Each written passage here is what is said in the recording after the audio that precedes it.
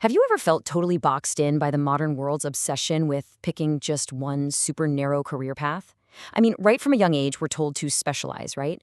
Find your one true lane, stay in it, and don't get distracted. But what if having incredibly diverse interests isn't actually a distraction?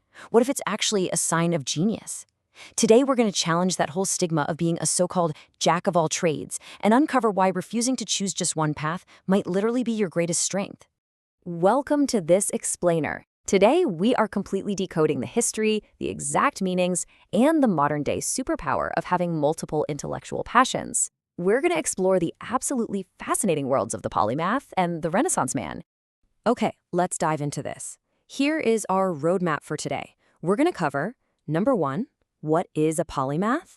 Number 2, the Renaissance man ideal. Number 3, contrasting those two concepts. Number 4, the cult of specialization.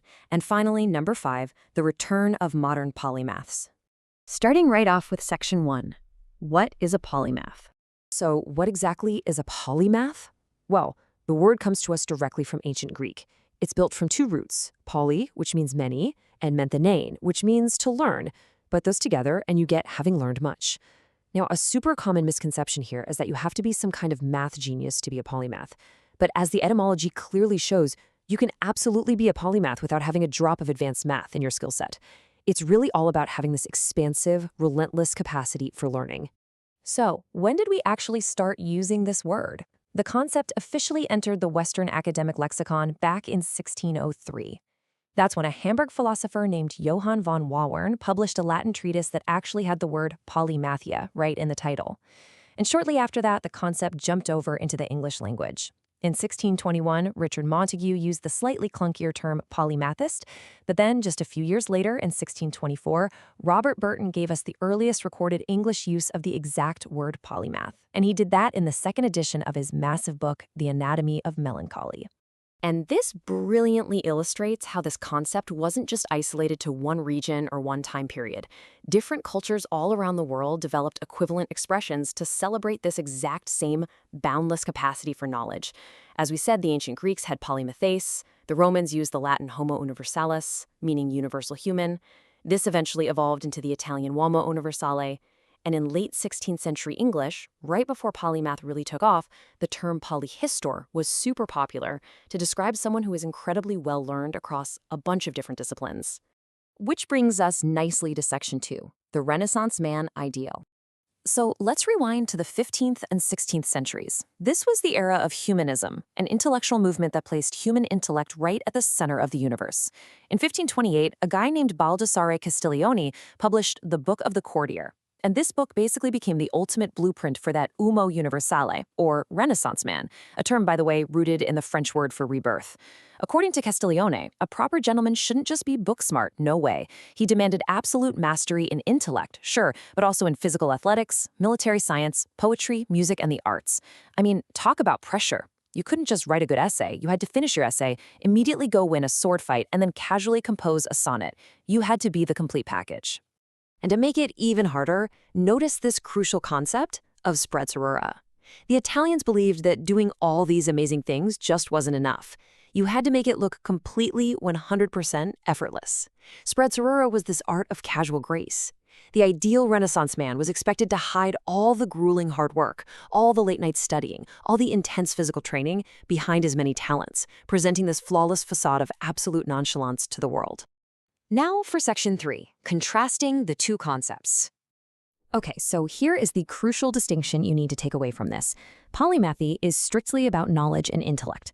To be a true polymath, you need profound knowledge and significant intellectual accomplishments in 2 or 3 widely disparate fields. Think of, say, a world-class chemist who was also a published, respected historian. A Renaissance man, on the other hand, requires a much broader physical, social, and aesthetic perfection. You have to be smart, obviously, but you also have to be highly athletic, brave in battle, socially charming, and musically talented.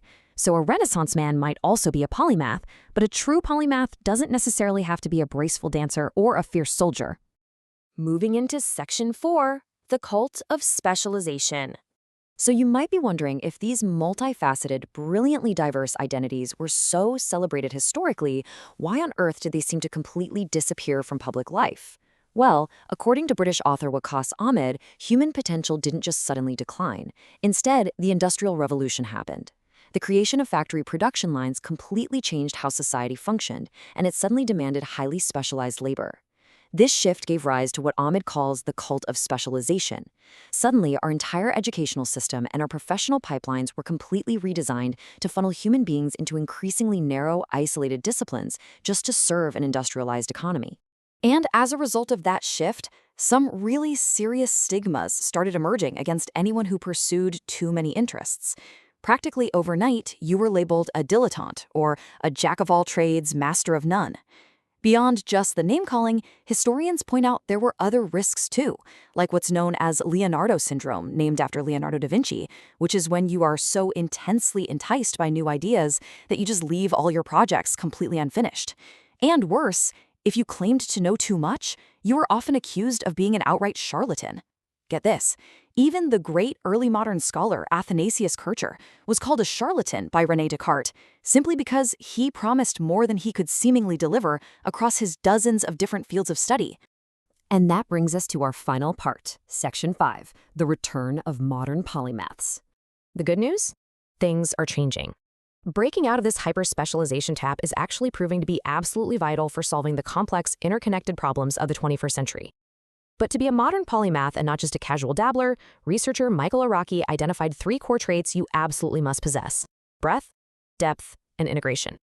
It is definitely not just about having a wide breadth of shallow interests. You have to achieve true depth in those fields. But the real genius, the ultimate defining characteristic of a modern polymath, is that third one: integration. It's the ability to actively connect those wildly disparate bodies of knowledge to solve specific, complex problems that a narrow specialist would completely miss. So, how do you actually do this in your own life? Memory expert and scholar Anthony Mativier outlines some really great actionable steps. Step 1. You have to cultivate a curiosity you simply cannot control. You have to push past the boring, tedious parts of learning something new. Step 2. Build your interdisciplinary skills with scientific intent. That means base your learning on empirical thinking and rigorous testing, not just casual weekend reading. And step 3. Foster rapid adaptability.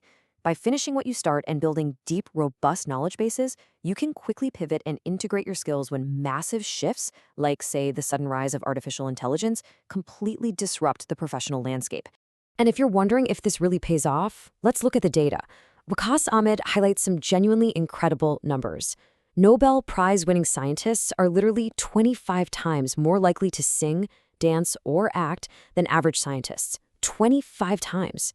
That goes to show that elite specialists actually rely on polymathic habits. Engaging in completely different domains enhances your general intelligence. It fosters open-mindedness, and it actually helps you see unique connections where everyone else only sees differences.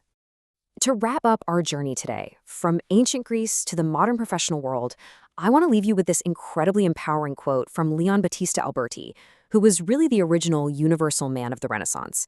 He said, "A man can do all things if he will." It's just a powerful, timeless reminder that your varied interests and your total refusal to pick just one lane are actually a sign of immense potential, not a distraction. The world doesn't just need more cogs in a machine, it desperately needs the operator who understands how the whole machine connects together. So, I want to leave you with this final, provocative thought. Take a good look at your own hobbies, your career, those secret passions you research late at night. How can you combine them to create something entirely unique? What diverse disciplines will you integrate next? Embrace your curiosity, ignore the cult of specialization, and start building your own cross-disciplinary superpower today.